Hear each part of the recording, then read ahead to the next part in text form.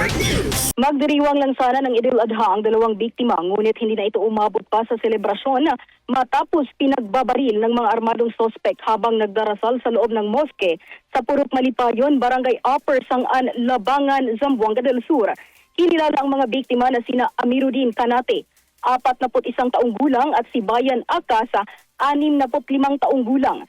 Batay sa inisyal na imbestigasyon na nagdarasal umano ang mga biktima nang biglang pumasok ang 4 na mga armadong kalalakian at pinaulanan ng bala ang mga biktima gamit ang mga maiksi at mahahabang baril. Matapos naman ang insidente, mabilis na tumakas ang mga sospek sakay ng isang itim na Toyota Vios patungong Tukuran, Zamboanga del Sur. Na-recover naman ng mga kapulisan sa pinangyayarihan ng krimen ang ilang basyo ng bala.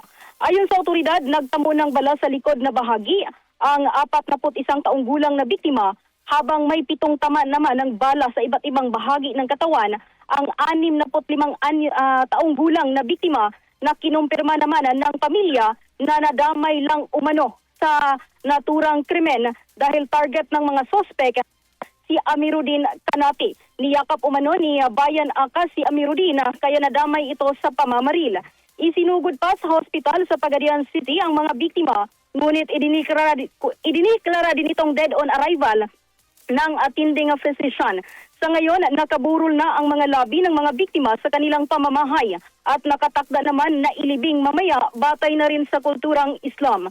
Habang patuloy naman ang sinasagawang dragnet at hot pursuit operations ng Labangan Municipal Police Station, katuwang ang mga kalapit na himpilan ng pulisya upang matukoy at maaresto ang mga responsable sa naturang krimen.